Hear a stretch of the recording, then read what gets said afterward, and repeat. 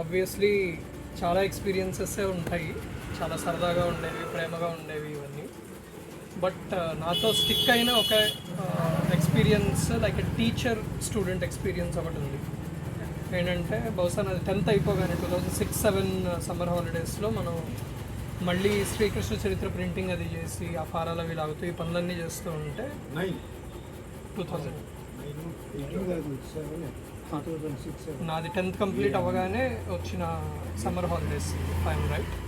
So చేస్తూ ఉంటే యూజువల్గా ఇన్స్ట్రక్షన్ ఎలా ఇస్తారంటే ఫస్ట్ టైం మనం ఏదైనా చేస్తూ ఉంటే ఇలా చేయాలి, ఇలా కూర్చోవాలి, ఇలా ఉండాలి, సో చెయ్యి. అండ్ దెన్ ఏదైనా మిస్టేక్ కానీ ఇంకేదైనా సరిగ్గా చేయకపోతే then you teach them again or correct them again. So తాత దగ్గర కూర్చుని ఎదుర్కొంటే తాత బల్ల మీద కూర్చుని ఉన్నారు, నేను కింద కూర్చుని ఫారాలు అవి లాగుతున్నాను. సో అందులో పెద్ద యాక్చువల్గా ఓకే ఇది ఇలా చేయాలి, ఒకసారి చూస్తే తెలుస్తుంది మనకి, ఓకే ఇలా చేస్తున్నారు, ఇలా చేయాలి అని. సో అలా కూర్చుని నేను చేస్తూ ఉంటే ఒక 15 minutes చేసేసిన తర్వాత ఏదో బ్రేక్ వచ్చింది, ఏదో తీసుకున్నాను తాగడానికి, మంచినీళ్ళు తాగడానికి లేచి మళ్ళీ వచ్చి కూర్చున్నప్పుడు అప్పుడు తాత చెప్పారు, ఇలా చేస్తున్నావు నువ్వు, ఇలా కాదు, ఇలా చేస్తే చూడు సులువుగా ఉంటుంది.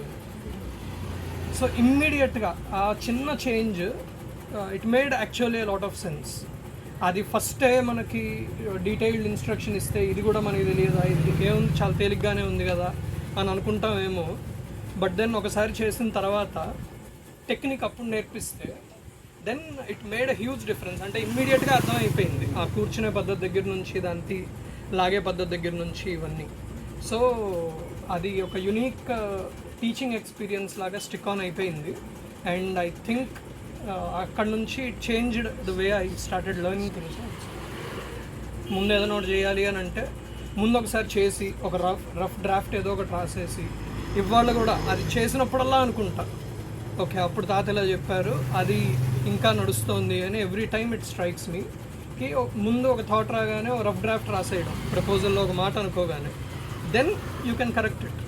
అది ఎదురుకుండా కనిపిస్తూ ఉంటే అది మళ్ళీ ఇంప్రూవ్మెంట్కి చాలా స్కోప్ ఉంటుంది, rather than thinking about it you know చాలాసేపు ఆలోచించి రాసేదానికంటే కూడా. And I think that helped me a lot ఆబ్వియస్గా. అండ్ రెండోది ఏంటంటే ఒక యునీక్ ఎక్స్పీరియన్స్, ఇంతమంది కజిన్స్ ఇవాళకి కలుస్తూ ఇవన్నీ చేస్తూ. సో చిన్నప్పటి నుంచి దట్ వాజ్ దేర్. సో ఏ ఫంక్షన్ జరిగినా ఏది జరిగినా బహుశా మాకు ఉన్నన్ని ఎక్స్పీరియన్సెస్ మా ఫ్రెండ్స్ సర్కిల్లో ఇంకెవరికీ లేవు. అందరం కలిసి చేసుకోవడం, ఇవన్నీ చేయడం, ఇవన్నీ ఆబ్వియస్గా ఆల్ దట్ ప్లాట్ఫామ్ తాత, అక్కడ నుంచి నాన్న వాళ్ళు, అమ్మ వాళ్ళు మొత్తం అందరూ. సో ఇవి రెండు చాలా స్పెషల్గా అనిపిస్తాయి. So thank you.